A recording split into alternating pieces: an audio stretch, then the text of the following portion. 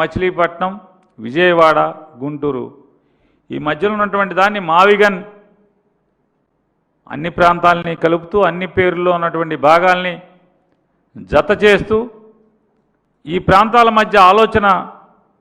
చేయాలి అని జగన్మోహన్ రెడ్డి గారు ప్రతిపాదిస్తే వెంటనే నారా చంద్రబాబు నాయుడు గారు ధీటుగా జగన్మోహన్ రెడ్డి గారి యొక్క మావిగన్ అనేటువంటి ఆలోచన మచిలీపట్నం, విజయవాడ, గుంటూరు, తెనాలి, మచిలీపట్నం ఈ సర్కిల్లో ఉన్నటువంటి ఈ ప్రాంతం మొత్తంలో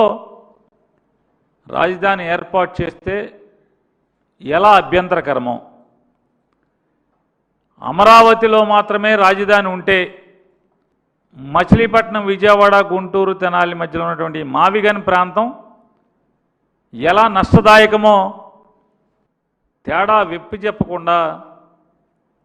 మంత్రులతో, తెలుగుదేశం పార్టీ నాయకులతో బూతులు, పాఠాలు రాసిచ్చి వాటిని ఒల్లె వేయించడం గడిచిన వారం రోజులుగా మనందరం చూస్తున్నాం.